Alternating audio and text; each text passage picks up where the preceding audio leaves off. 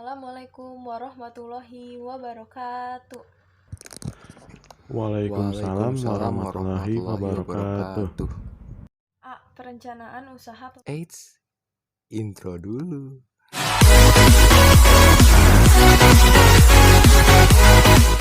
Oke guys, kembali bersama saya di sini di channel Darren Hussein. Di kesempatan kali ini, saya akan membagikan Anda presentasi di kelompok saya mengenai materi prakarya dan kewirausahaan bab pembudidayaan ikan hias.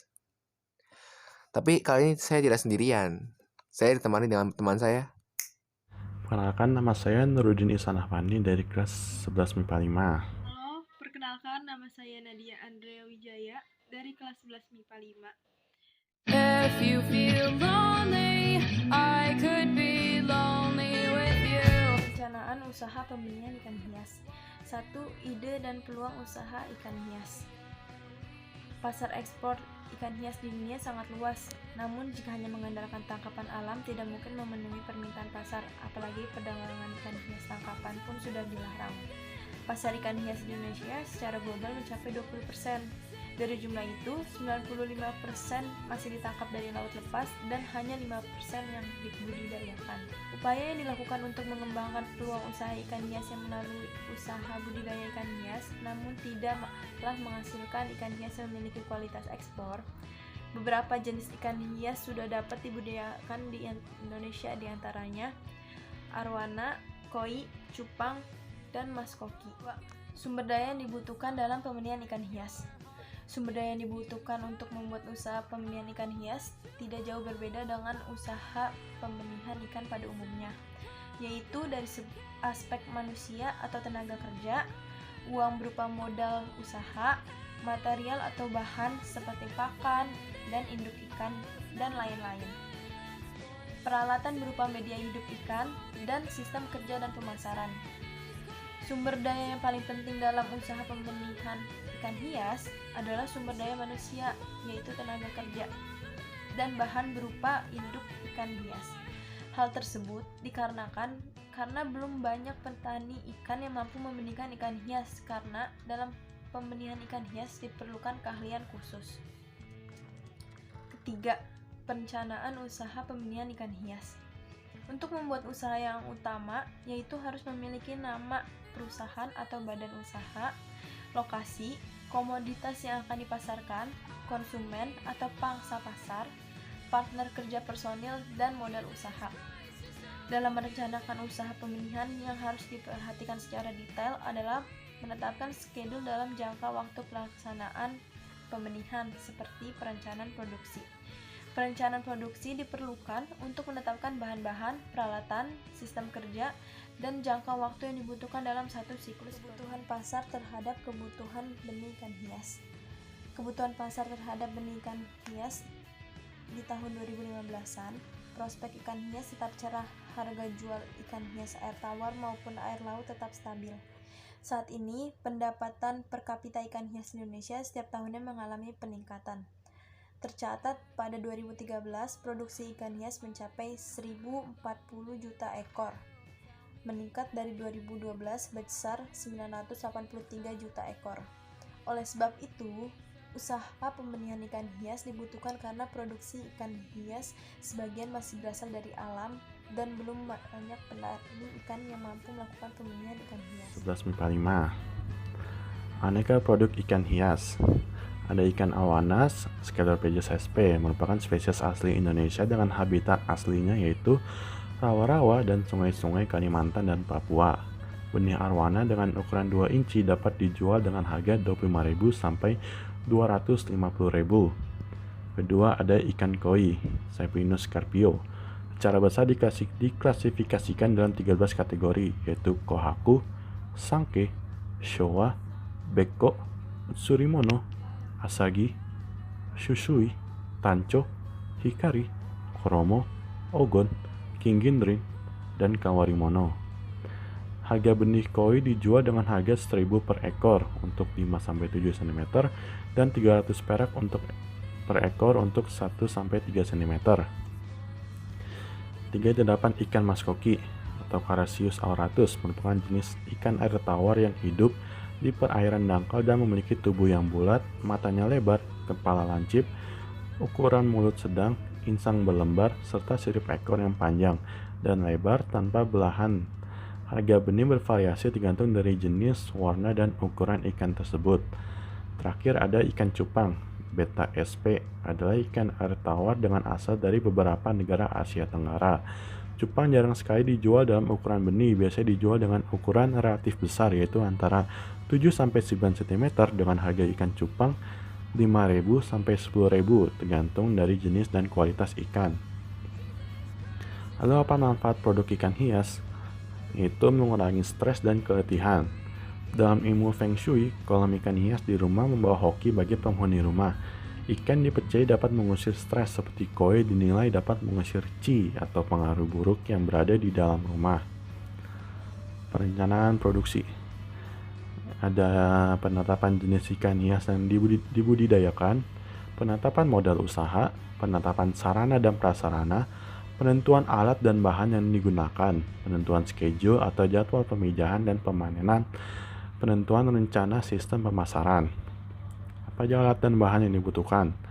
Alatnya akuarium pemeliharaan sebagai tempat hidup, selang dan aerator sebagai sumber oksigen, seser sebagai penyortiran benih, dan banyak alat-alat lainnya. Bahan yang digunakan dalam pembenihan ikan hias tidak jauh berbeda dengan ikan konsumsi.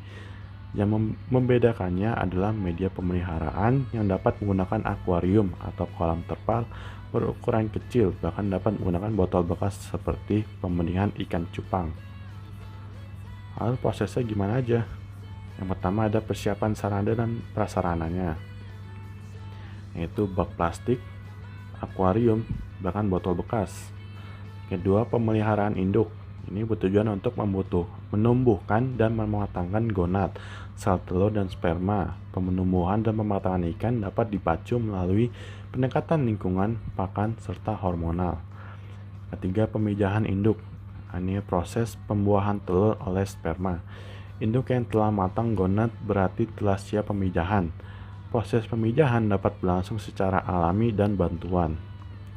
Penetasan telur. Ini bertujuan untuk mendapatkan larva.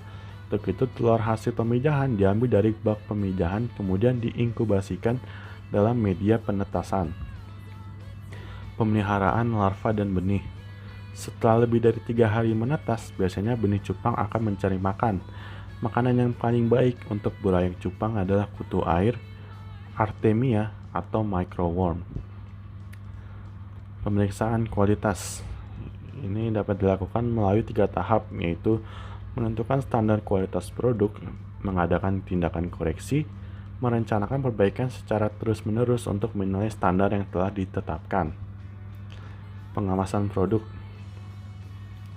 dapat dilakukan dengan cara pertama diberokan. Pemberokan adalah suatu pelakuan untuk mengistirahatkan ikan setelah mendapat penanganan tertentu di tempat pemeliharaan agar ikan kondisinya lebih baik dan tidak stres selama di perjalanan, minimum bisa dikurangi. Disesuaikan dengan daya tampung. Alat tempat pengiriman pengemasan ikan hias hidup biasanya menggunakan kantong plastik. Kantong plastik yang dipilih yang kuat dan rangkap 2 untuk menghindari kebocoran. 3. Pengangkutan. Dalam pengangkutan, selain keselamatan, tepat waktu perlu juga diperhatikan. Untuk itu, alat transportasi yang digunakan perlu dipertimbangkan, dapat melalui darat, air, udara, maupun perairan, disesuaikan dengan jarak dan kemudahan pengiriman. Baik, selanjutnya saya akan menjelaskan tentang menghitung titik impas atau break-even point dari usaha pembenihan ikan hias. Baik, dari pengertian break-even point sendiri adalah suatu keadaan di mana usaha tidak memperoleh suatu laba, namun sudah balik modal alias tidak mendapatkan kerugian. Terdapat beberapa dari manfaat break-even point. Yang pertama adalah alat perencanaan untuk menghasilkan laba. Yang kedua, memberikan informasi mengenai berbagai tingkat volume penjualan. Yang ketiga, ada mengukur dan menjaga agar penjualan dan tingkat produksi tidak lebih kecil dari break-even point. Yang keempat, ada mengevaluasi laba dari perusahaan secara keseluruhan. Dan yang terakhir, kelima, menganalisis perubahan harga jual, harga pokok, dan besarnya hasil penjualan atau tingkat produksi. Selanjutnya ada cara menghitung break-even point. Suatu usaha dikatakan layak jika nilai break-even point produksi lebih besar dari jumlah unit yang sedang diproduksi saat ini dan break-even point harga harus lebih rendah daripada harga yang berlaku saat ini. Rumus dari break-even point sendiri adalah ada di bawah ya. Saya taruh sini, yaitu break-even point produksi sama dengan total biaya dibagi harga penjualan. Selanjutnya ada break-even point harga sama dengan total biaya per total produksi.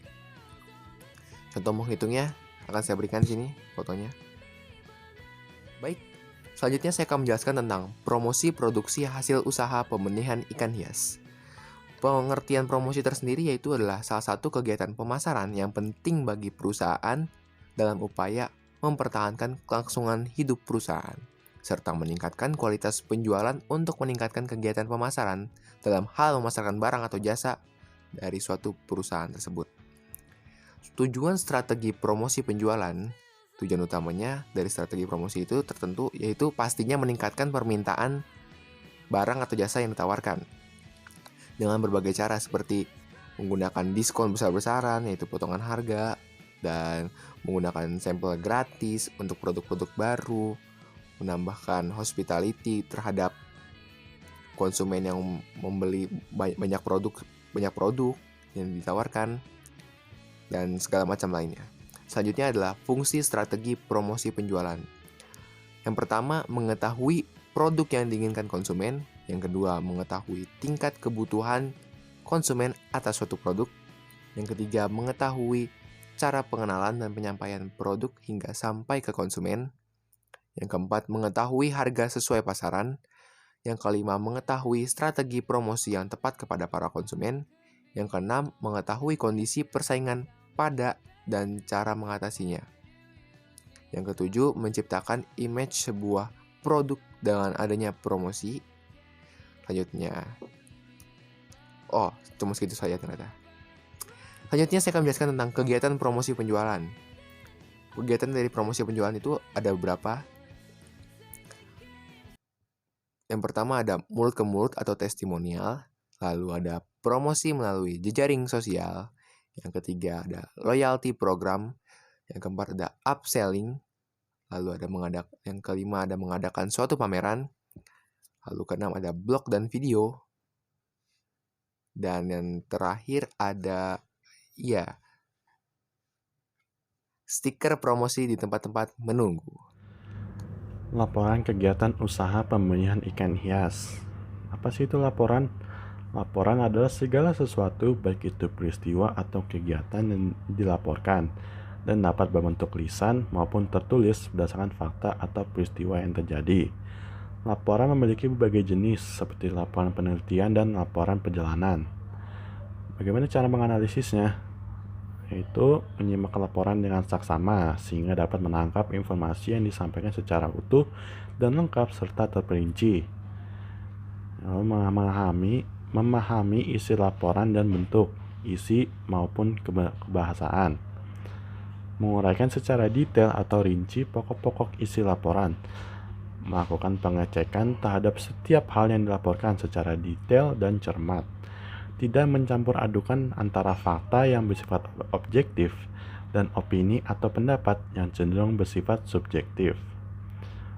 Melakukan kajian terhadap kebenaran atau ketepatan hasil laporan tersebut. Yang terakhir, memberikan suatu pandangan atau pendapat terhadap laporan berdasarkan suatu teori atau definisi. Baik, mungkin sampai di sini dulu presentasi dari kelompok kami. Mohon maaf bila ada kesalahan dalam penggunaan kata. Sekian, wassalamualaikum warahmatullahi wabarakatuh. I don't wanna seem